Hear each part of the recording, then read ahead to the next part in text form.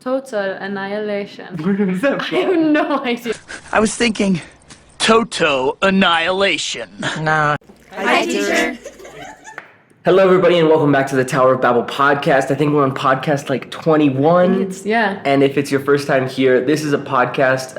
We are an English institute based in Cochabamba, Bolivia, and we use this podcast to be able to show people, mainly our students, what it's like to hear two native speakers speaking to each other rather than just your typical classroom voice or anything like that. And so hopefully they'll be able to learn some vocabulary. And if you're here for the first time, welcome. So, what do we have on the docket for today? So, our topic for today is fashion. And so I kind of wanted to talk about how people view fashion, how people use fashion to express themselves, what's trendy in different places, and how that kind of works. So, you grew up mostly here in Bolivia and then also partly in the US. So how do you view like people's attitude towards fashion, or like how fashion influences people here in Bolivia? And like how do most people get their clothes? Well, based off of my looks, and you know this, I don't dress very according to trends or anything You're like not a that. fashion boy. I value comfort over looking good almost all of the time. Yeah. And I think that that almost has a little bit to do with the era that I grew up in here in Bolivia. Because when I got here in like 2008 for the first time and then 2010 full time, the fashion at that point was very, very traditional, right? Okay. People wore traditional clothing. People here are a little bit more modest in the way that they dress, especially compared to the United States. Yeah. But I had to wear a uniform going to school. Right. So the uniforms are never comfortable. It's never exactly what you want to wear. I don't like collared shirts very much, and I had to wear a collared shirt every day, khaki pants, and stuff like that. And so whenever I would get home, I would immediately change into something that was whatever was most comfortable. And so for me, a lot of times that was basketball shorts as a child. But then I went to the United States right around COVID. Right, like right after it. When sweatpants were like, that was massive. Everyone was in sweatpants. It's because everyone was at home. Yeah. And then when people were allowed back into public once again, then it was like, oh, I'm going to continue to wear these sweatpants. It was socially acceptable. Which then kind of got into like the jogger episode in the United States. Yeah, I feel like that was even maybe before COVID, because I think we were coming out of like 2012 to 2016, like at least women's fashion in that time was like skinny jeans, like super tight to your body, and nothing was really comfortable. So I think coming out of that pre-COVID, and then especially a lot after, was like comfort. Like you had like matching sets, you know. Sorry, continue. No. And so with that, I think there's something very interesting is because Bolivia also did have a skinny jeans fashion time. But a lot of times we see that trends in the United States end up hitting Bolivia, fashion trends specifically, end up hitting Bolivia about like 2 years after whenever the fashion trend hits the United States. So, interesting. What do you think was the fashion in the United States in 2024? Wow, we left in 2024. But that was also 2 years ago. Yeah, okay. Which is crazy. 2024. So in 2024, the fashion, I feel like I saw a lot of like streetwear fashion. So like baggy, like big baggy jeans. People were kind of into that. And I'm trying to think of what else. What else was popular in 2024? We had a lot of baggy jeans. We had a lot of like really relaxed styles. I feel skinny jeans were non-existent. What about the tops? Tops, it was very basic, very simple. Like, I used to see a bunch of pictures, and I still sometimes see, and it's like a big group of girls, and they're like going to a bar or something, and all of them have baggy or wide leg jeans. Wide leg got pretty big, and they have a basic black top, like a crop top, or like crop top is what you're getting at. That's what I was trying to get at. Crop top, like, and it was all black, and so I think like neutral, like clean girl kind of thing, like took over, and so everyone was going for neutrals, like beige, gray, black, white, and jeans, and that was like massive in 2024. Still is, but a little less now. And now here in Bolivia, we are starting to see a little bit more of these wider legged pants. We're Yeah. starting to see a little bit of the smaller tops, you know, your tank tops, your like crop tops, all Right. of those that are a little bit like smaller. So bigger bottoms, Big bottom, smaller small top. tops. Yeah, which is actually interesting because in my basic 2 class, we're talking about fashion and appearances and stuff right now. And all of my students are like, yeah, not all, most of my students are like, I love baggy pants. Like, this is a fun trend. But it's something that I feel like is kind of new here. Like, even when we got here in 2024, when we first got here, I saw a lot more skinny jeans. Skinnier jeans. Skinnier, like more fitted. Yeah, Not like fitted chupados Because completely. there was an era of that where it was literally like the skinniest of jeans. And when was that here? Because in the US, it was like 2015, 16. I was actually gonna say like 2016 as well. Oh, so that coincided at the same time. Yeah, Interesting. I think it was a little bit before that. Because when you think of like the millennial, plaid shirt, man bun, Right, skinny when ripped he's, like, doing the jeans, dance. that's like 2013. Is it? Yeah. I think of that as like 2016. No, because think about what was happening in 2013. A lot of people are like 2013. We were 9 in 2013. Yeah, but like the summer of 2013 was like the best for people in the United Yeah. States. And the reason is because like that is when like all like folk music was starting to come out. That was like the Lumineers. Like clap, Yeah. clap your hands and say hey. Uh-huh. And what coincided with that in trend was man buns, beards. I really thought that was later because when I think of 2013, I think of like galaxy and like pink and like bright colors and like cat memes on the internet. That's what I think of for 2013. Cat memes? No, that was like 2009, 2010. But I feel like that continued into like 2013. What was the internet like in 2013? You still had people like that on Instagram. I disagree completely. Really? 2013 was the rise of, what was that singing app? Musically? Is that what it, Like early or Vine? No. No, You're no. talking about Musically, like Yes. early age TikTok where they would like lip sync to it. yes. Yeah, Musically. But think about the colors that you saw on there. It wasn't crazy colors and stuff like that. It was a lot of like rustic looking. true. Yeah. But then in yeah. like 2009, 2010 in the United States, that is when you had the really like the resurgence of like the 70s. Where it was like, oh yeah, people wanted to like Right. have like the weird ankle warmers and like Yeah. wear like warm colors and really like vibrant things. and Right. You had have like a bunch of messy buns and stuff. messy buns. Messy buns. and- It was like I remember seeing at Walmart like Galaxy leggings. Galaxy had a whole Yeah. moment, like chevron, bright patterns. Yep. That's what I think. That's a good point because I remember like I had a folder for school that was like bright teal green and white, and it was chevron pattern. And I had another one that was Galaxy, and I was like, I'm cool. I'm so cool for this. That gives me the ick. But okay. No, I thought it was super cool. Yeah. But the reason that I know that is because 2013 here was when bright colors started to come in. So a couple years after. 2 years after. Okay, and do you think that it's because like people here see that trend happening in the US, like social media? Back then, social media wasn't as huge, right? But do you think like people here are influenced by that, or is it just like a natural cycle? Because where does that happen? Like, where does that come from in the US originally? Well, How did that start? The U.S. gets influenced by its past. And That's a good so, point. And so music actually does a lot of influencing because music is something that is constantly coming back up. You don't think Yeah. of like, oh yeah, fashion is coming back, but music is coming back from that era. That's a good And point. then people are like, oh, they start to watch the videos and stuff like that. So then they start to get these Right. ideas to go back and do those things. Or they might see stuff in thrift shops and stuff like that. It's just like general patterns. Yeah, and I was thinking about that too because one of my students mentioned this morning we were predicting trends for 2026. And one of my students very astutely said, I predict a lot of sportswear because the World Cup is this year. Right? I think media and like world events influence a lot. Like when we were in high school, maybe freshmen, sophomores, the 80s came back. Everyone wore scrunchies. Everyone I knew had to go out and get a scrunchie. Yep. Right? And so that like happened. That was massive. That everyone loved it, the 80s. Every time Stranger Things comes out with a new season, the 80s come back for just like a very brief second. But yeah, I wanted to also ask like how quick do you think trends change here?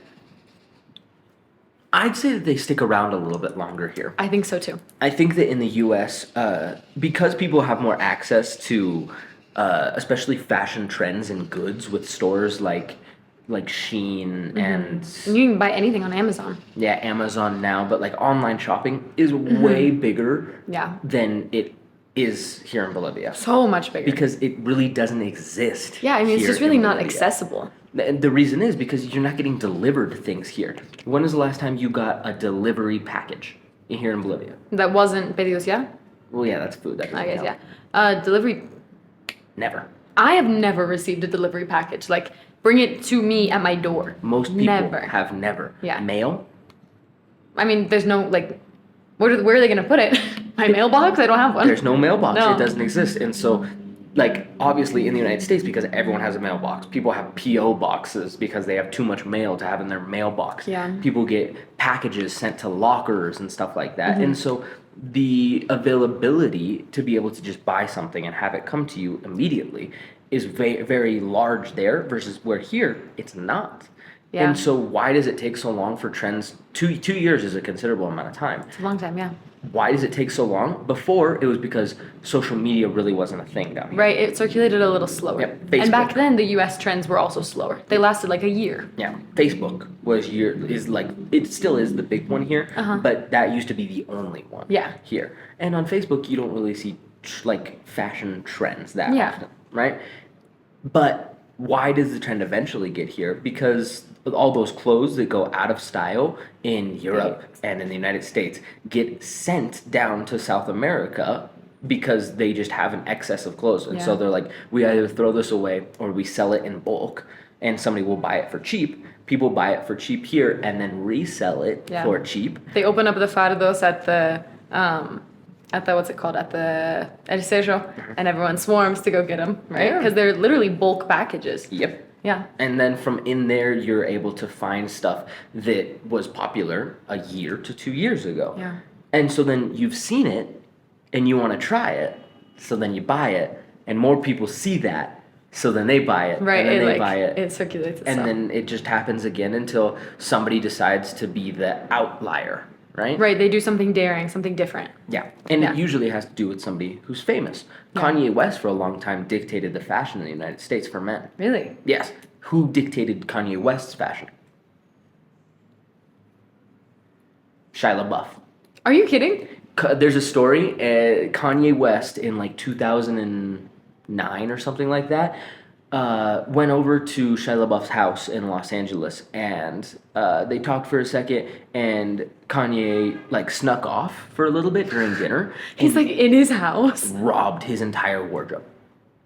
Shia LaBeouf was cool with it. He's like, I don't really I mean, care. he's mega rich, but why are you, Kanye, who is also mega rich? Like, I'm gonna steal Shia LaBeouf's things. That's insane. He was Is that real? Yeah, he was probably on drugs. But then like there's photos of like Shia LaBeouf wearing clothes, And then Kanye's like, wearing Kanye West wearing Shia The same LaBeouf's clothes. clothes. That's crazy. For some reason, I don't really think of like men. No, I don't really think of like Kanye having fashion and like men fashion. Like, I just think of like it's a hoodie and then he has sweats that are like similar and then he has some kind of like Nikes that have like a complementing color. I'm gonna give you 3 different fashion. Don't say like, Supreme. icons. Okay. Like just like celebrity fashion icons that have 3 completely different styles that are male. Okay, You ready? give them to me. Adam Sandler, It's a style, sure. Kanye West, Okay. Michael B. Jordan. Michael B. Jordan is an interesting one because I never see him dressed like casually. It's old money. It's old money. Interesting. And that's also something that I feel like in black people you don't see as popular. Like, I feel like we always see like a lot of the fashion trends in the US like steal from black people is what we say. Like streetwear, where did that come from? Yeah, black people. Yeah, streetwear came from black people. I'm not disagreeing with you. But No, you were I like, know. I don't see it often in black people. What do I you don't mean? see old money like popular like black celebrities. Besides like being at like a formal event, like the Met Gala or something. Like I don't really see anyone walking around like dressed super formally. Michael B. Jordan disagree is the with only that. one I could think of because I never see him. I don't think I've ever seen him like dressed casually. I just don't think you can name a lot of black actors. Oh, Go ahead, name 5 black actors. 5 black actors. Michael B. Jordan. This is a dangerous game. Michael B. Jordan. Do they have to be men or can they be women? Hurry up. You're making me nervous. Halle Berry. Okay. You're making me so nervous.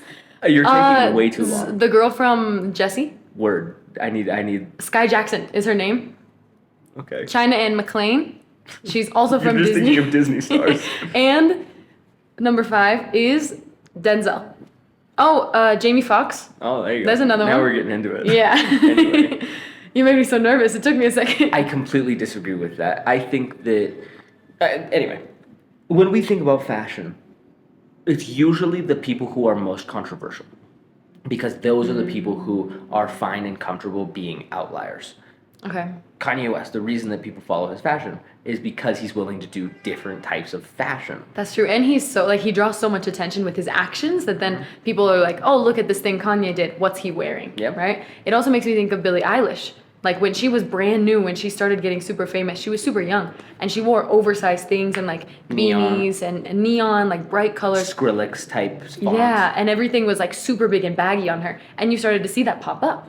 Also because her music was, like, very, I don't know the word in English, like, atrevido for the time. It was, like, it was out of the box. It was. Right? Because it was all kind of, like, dark, but still, like, a good beat. And so people were paying attention, and then also to what she was wearing. Yeah. Sorry. So then looking at, like, the trend cycle in the US, we talked about, like, how here it's a little bit slower based on, like, the US and Europe and stuff sending clothes down here. Yep. And they saw it and they go, oh, now I can find this at the markets here. What does it look like to not buy secondhand clothes here? Like, what does that fashion scene like? Like, if you're buying brand new clothes here, like, you're going to the mall and stuff, what is that trend cycle like? Is it different? Is it similar? Does it follow the same as the US? Like, I never buy, like, new clothes here, so I don't know. Man, that's a very good question. I don't know. Oh, okay. Well, like, because I had some friends who were a little bit of the, like, upper class Right. Bolivians, and but they wore uniforms. But then when we would see them on the weekends or do stuff outside of school and they changed, they were usually dressed nice. But I feel like a lot of times, if you're not gonna be if you're gonna be buying clothes from an outlet store, right? Like a real, like, an official store. Yeah. It's not like in the US where you have, like, a fall catalog Yeah. and a spring catalog and they're constantly changing it out.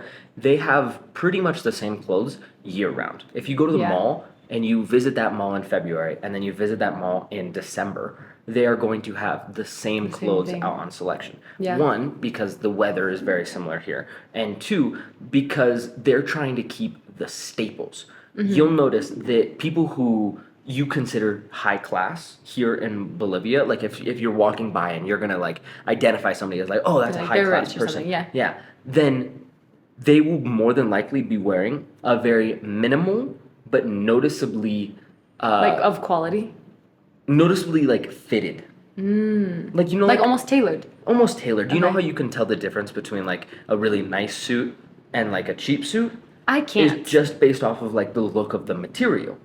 Right. And, like, Right? how well it fits their body. Like, How- if it's boxy, if it's, like, too tight or Yeah. something. How well it fits their body, and then, like, alongside that, like, obviously how clean it is. Yeah. Whether it has any stains on it, whether it's frayed, whether any of Right. those factors. Like, buttons, like, how worn they are and Yeah. stuff. And so in Bolivia, if you're gonna buy, like, brand new clothes and you go to a clothing store, like in a mall, they're only gonna have maybe, like, genuinely maybe 25 different items. Oh, okay. Versus imagine walking into, like, H&M. I was just thinking about H&M. How many different items are in H&M at any given moment? Oh, hundreds, 1,000? thousands. And it also made me think of when you said, like in the US, just in Billings even, if you go into H&M today and you go into H&M 2 weeks from now, it's going to be completely different. And you can see, like, specifically in H&M, because they, like, organize things in a very specific way, Yeah. you can see the trends they're trying to push. Yeah. Like, sometimes, that's why we always say it's like a hit or miss. You Yeah. go in and all the women's stuff will be neon green. And you're like, is this the trend that we're doing right now? And they also have a clearance section. So, like, It's all stuff the from past- it's stuff yeah. from past trends, or it's like, you know, we only have one of this, Yeah. right? And so you're going through the clearance, and it's like all of these are very organized colors. Like, we've gone in and everything has been like bright pink or silver or jean or whatever. And then you go to the clearance and it's just anything. It's Yep. just an amalgamation of absolutely everything. Yep. Super interesting. And it makes me think also of secondhand shopping in the US, which has gotten a lot bigger in recent years. Yeah. Like, since Post-COVID, I think. It's dying off now. Hallelujah. Is it? Yeah. You've never been a big thrifting fan. No. I like to thrift. But it's become a lot more popular because in the past, thrifting was seen as like a poor thing. Mm-hmm. Right? It was like, oh, her family shops at Goodwill. It was out of necessity. Yeah. Now it's becoming a lot more popular for like people who can afford new clothes to go shop at secondhand stores, which is so like I'm a little confused actually about how it works here when you shop at like a secondhand market. Those clothes come from a different country. Most of the time. Okay. And like someone just buys them in bulk, like a big thing, or Like how? a whole cargo container worth of clothes. Like a shipping container. Yeah, Goodwill. What do you think they do with all those extra clothes that they get donated? Do you think they just throw them away? They I've heard burn that a them? bunch go into landfills. That's not true. Really? They put them in storage containers and they auction them off. I've seen Goodwill tags on Yep. stuff here. H&M, So interesting. Zara, Yeah. all of those tags, because those companies sends their misprints and everything like that. They don't want to just lose that capital. Right. And so they'd rather just make a little bit of money on Yeah. it by just selling it in bulk. And that's why the same clothes that are in the United States are here, but just cheaper. Yeah. Right? You're sacrificing a little bit of time for money, and I think that's Yeah. perfectly So, I mean, fine. you have to like go and dig through and stuff. Yeah. But lots of people like that. That's why thrifting got so big in the States, because people like the experience. Yeah. And you got like something unique, right? It was like, oh, it's thrifted. It was like a status thing of like, I found this and I like had the time to go and dig through and find something good. I think part of it is status, but I think part of it is identity. That's a good point too. At post-COVID, you started to see a lot of people be fine with being an outlier because they already felt awkward being in their house Right. all the time. And so they had no real way to like show their personality. Yeah, And well, so then they fair started to show their personality via their clothes. And if you're just following the same trends as everybody else, buying brand new clothes, then the situation with that is you're going to look like everybody else. So your personality is like everybody else. Yeah, I think that's a good point. And also, like in COVID, everyone was in their houses, and so you didn't like have the social like influences of like going to parties and seeing what people are wearing. And everyone was like just at home, and people practiced a lot of like new hobbies. People were like, I don't know, kind of like exploring what they wanted to do more, because it was like I have to be at my house all day. Like I can't even go to a coffee shop. Yeah. So I think people like took their identity, like you said, more with that of like, I don't know, I like this type of music, so I'm going to dress this specific way. That's a whole different episode we could get into of like music and fashion playing in together. Oh, yeah, because those are hugely connected. Yeah. Are we doing okay on time? What are we at? I didn't check it. I think at 800, we're going to have to go into your segment. Okay. But yeah, super interesting that post-COVID, people started being fine with that. And so you see people like wearing really creative, really interesting outfits where every part of it is thrifted, like head to toe. What do you think your fashion is, if you had to put it into Fashion. words? It's so interesting that you ask that, because in several classes we ask like, what's your style and things like that. And it's, for me, it's kind of hard, because I try not to really follow trends and things, you know, I don't like to like buy a lot of clothes, be it for the better or the worse, but I really value comfort, which wasn't always true, but I value comfort a lot. Specifically, I wear pretty basic stuff. Like I wear the same shoes. I love white shoes. You know that I always wear white shoes, or I have a pair of black boots that I wear. And so it's very basic with that. I like comfortable jeans that are a little bit more like not super fitted. These I think are the most fitted pair that I own. And I like simple stuff. So I have simple tops, like solid colors, I would say. I don't wear a lot of patterns, have you noticed? Yeah. Yeah, so like solid blue or black or brown or green or whatever. I'd say that's my style. It's very like, it doesn't fit like an aesthetic or anything, but that's what I like. I'll look at certain stuff on Pinterest, but it's stuff I would never like in practice purchase and wear. Yeah. Because it would be so just like out of what I normally do. Yeah. You know, when I was in college though, if you remember, I like to be a lot more exciting or daring with my clothes. I had like, went with layers more. I went with layers. I had like pink flare jeans. I had like more interesting tops that weren't like just like t-shirt. They were like, I don't know. It was different stuff. And then so it was interesting. It was fun, which I think also corresponded with the time in my life where I was like, oh, I'm in college. I'm on my own. And so I have to like be myself and explore my identity, which was fun while it lasted. But I mean, I'm a grown up now. So I don't really need to do that anymore. I've never been one to really like feel like I'm showing like expressing myself through clothing. I'm just like, the clothing I wear, I choose to like get me through what I need to do for the day, right? So I can't wear like uncomfortable shoes because I'm a teacher. I can't be clomping around all day and having my feet hurt. And I would say I dress pretty modestly, again, because I'm a teacher. So, yeah. How would you describe, I mean, you described you like comfort, but go into a little more detail about your style, what kind of stuff you like. I want to not be hassled. You don't want to be bothered. No. Or hassled. You've heard me say this, and you disagree with it so much. I am distraught at the fact that I have to put on pants. You were really in anguish. 60 years before I die, if I'm lucky. In all reality, like 20, right? For the next 20 years, I have to put on pants. That is incredibly frustrating. We're skipping over the fact that you're planning on dying at 42. Yeah. But back to the fashion bit is I want to number one, be comfortable over everything. Right. Right? I want to make sure that I'm comfortable. Number two, I want to make sure that it's as versatile as possible. So, like these pants. I love these pants. I just recently got these. I have joggers. 2 black pairs, I have a brown pair, and I have a green pair. And this is what I wear pretty much every day. Is this what you called brown? This is brown. Oh. I thought it was gray. It's not gray. It's brown.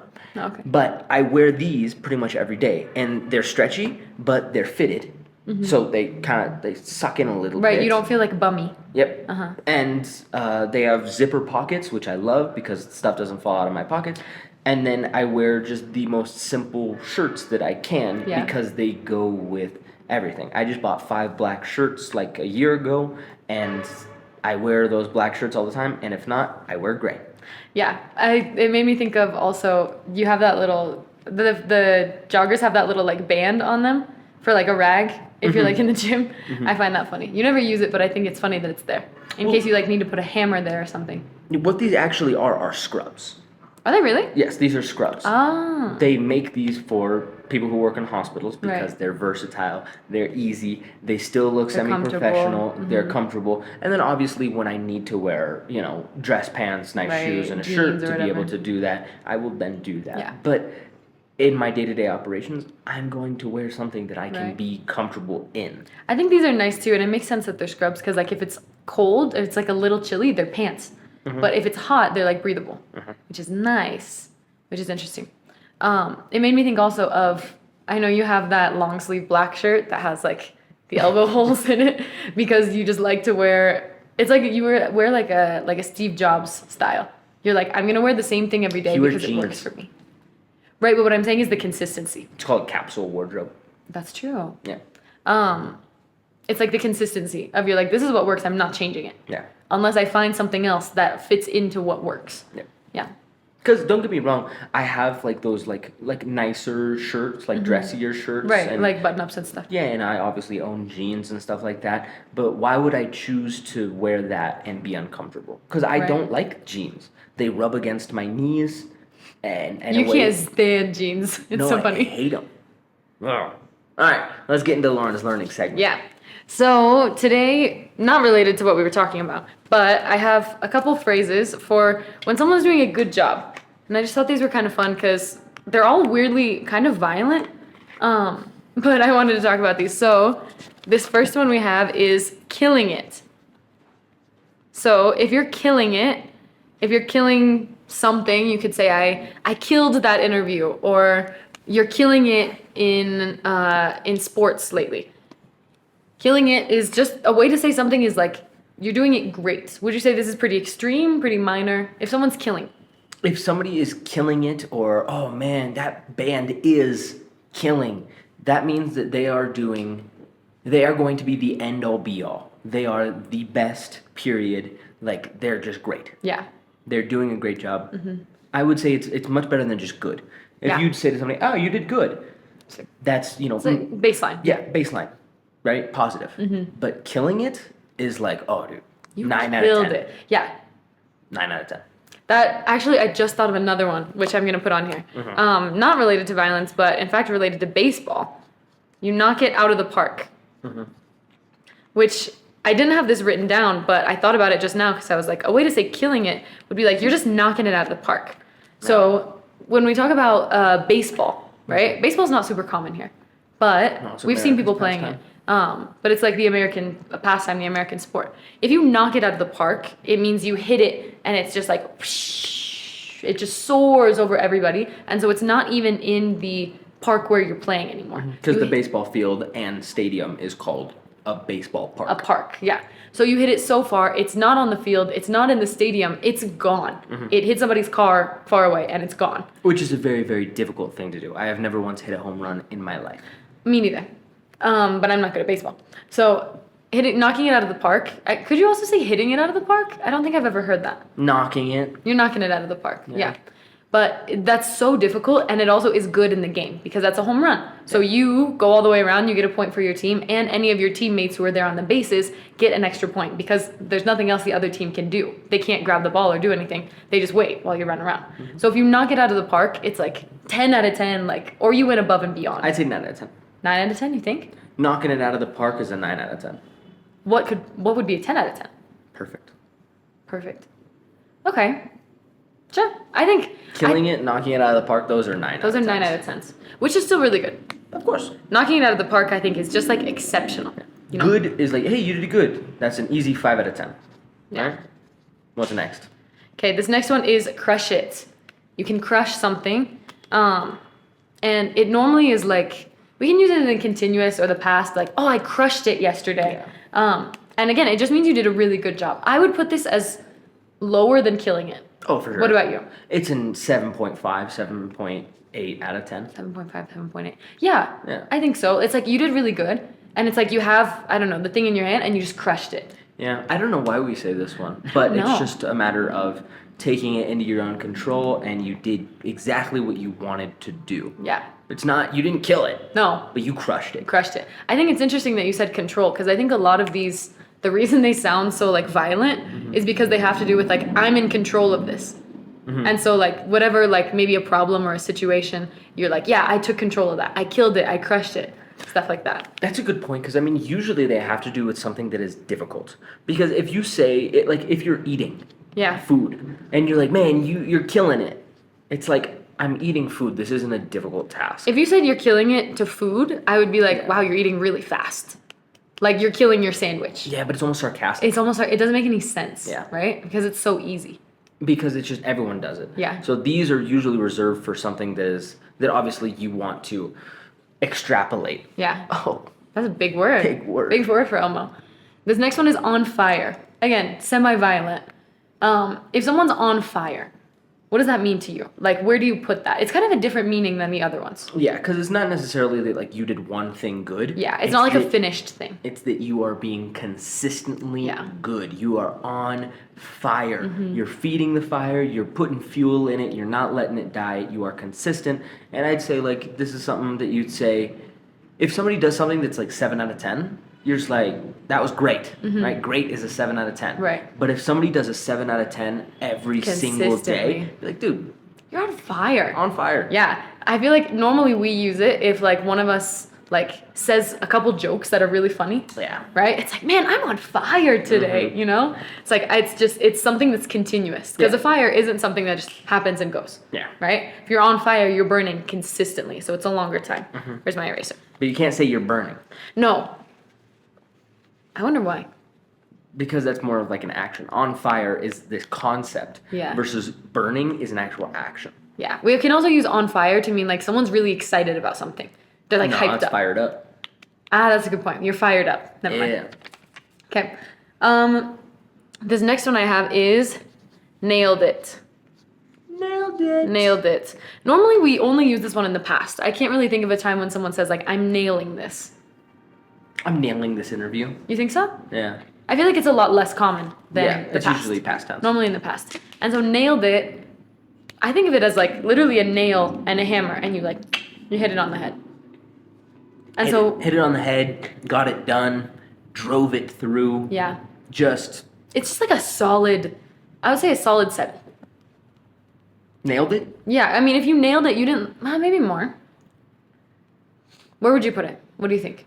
7.5 again. 7.5. Similar to crushing it, right? Yeah, it's way better than great. I did great. Definitely, that's true. I nailed it. Great is a 7 is what you said, right? Yeah. If you nailed something, it's like, I did it and it's solid and it's like, it's done well. Oh, yeah. Nothing's changing about it. Yeah. Nailed it. Yep. Like, I nailed that interview, or I nailed that presentation. I would say right? 8 out of 10. 7.9. 7.9. Very specific decimals. Yeah. Okay. This next one is rocking it. If you're rocking something. I don't think I've really ever heard this one. No? No, you do it. So if you're rocking it, it's like a rock star, right? You're like playing something. And so it's cool, right? This one's a little bit less common than the other ones. I feel like you normally hear it with maybe like older people, like our parents' age maybe.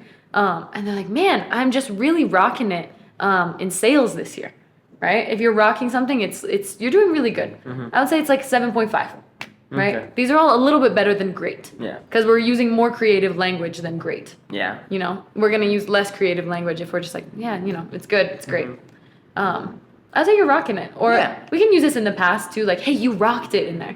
I'd say 7.2. 7.2, Yeah. All It's right. lower for sure. a little bit lower. All right. This next one is way to go. Way to go. We kind of got away from the violent imagery here. Yeah. Way to go. This one is actually interesting, if I can take a little baby tangent. Go for it. A lot of things in English we talk about directionally. So if you think about our prepositions, you can look something up, you can turn something in, you can check this out, right? You can get down, right? All of these are directional prepositions, and we use a ton of them, like across, all of that. And so we talk about like something good as being on a path, right? Like you're on the right track, you're on a good path. And so way to go literally is talking about like you have these options, right? And you choose the correct one, you choose the way to go, right? So we might say like, hey, good job in there, way to go, Yeah. right? And it's like you did the right thing, and you did it well, you know?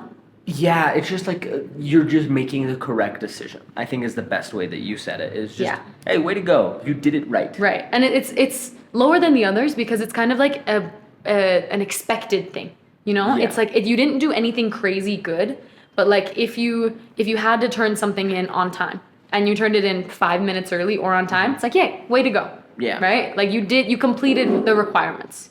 I agree with that completely. Yeah. I think it's a little bit better than good. Definitely. But it's definitely not better than great. No, it's right between good and great. Yeah, 100%. Right. Okay. what And do then we I got? have one last one, specifically because you and I use this a lot lately. You dominate something. Yeah. Yeah. So where would you rank this one? This one's kind of funny. Dominating it, I would say, is less a matter of comparing it to other things. Less a matter of like good or bad. It's more of a matter of better than something else. Right? I'm dominating this Yeah. versus like I'm dominating that. Right. Or you could say like I dominate in the classroom. It means like I'm the best teacher. Yeah. Right? Like or like I'm dominating I don't know. I'm dominating at soccer. Means Yeah. like I am the top. Like compared to others instead of like just the general scale of goodness or badness for that thing. Yeah. You know? Sorry, this came into my Go for it. mind. Total Annihilation. What's that from? Total Annihilation. Where's that I have no idea. I'm gonna have to I've look heard it it up. before. I think it's Jack Black. Total Annihilation. It might be in not Plants vs Zombies. What's that? Monsters vs Aliens. I might have to look that up. Ah, that's a good one. That Yeah. might be it. Okay, so that's All all right. we have for Lauren's learning segments. So let's go ahead and get into the student submission. I'll read it off for you. Yes.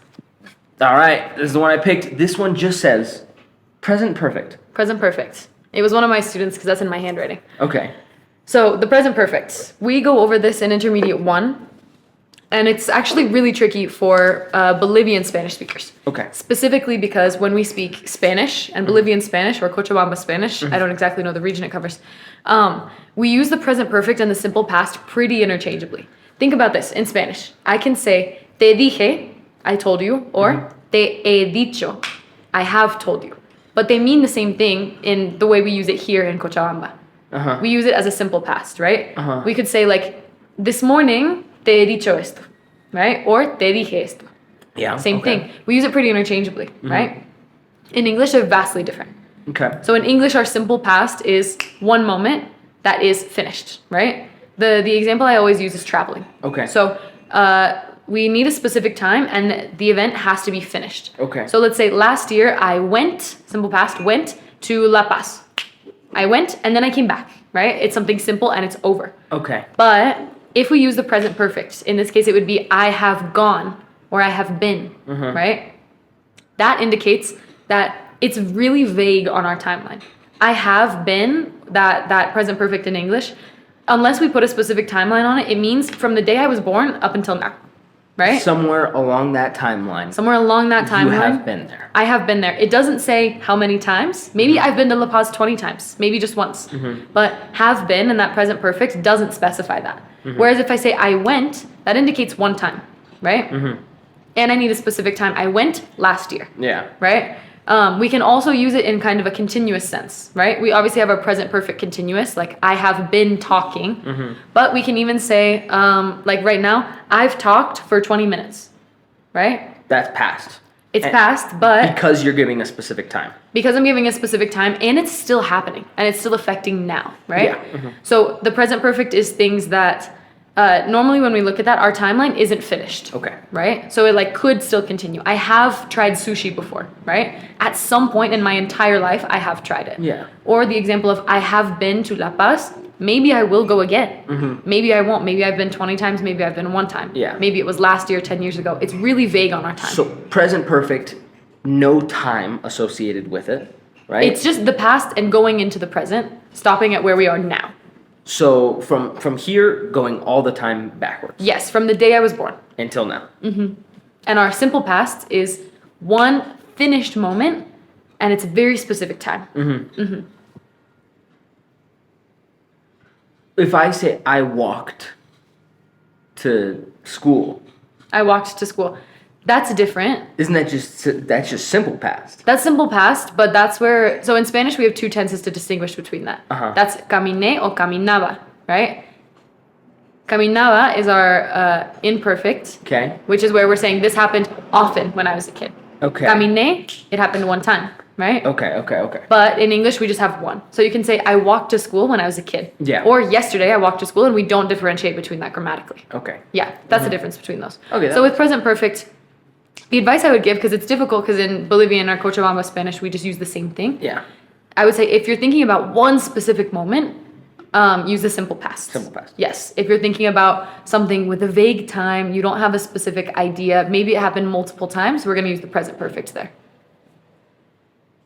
Nice. Okay, Yeah, that makes makes sense. sense? Yep. Okay. I'm trying to wrap my mind around That was it, a too. lot of grammar and things like that. But yeah, All right, I believe that's all we got. Thank you guys for listening to the podcast and immerse yourself.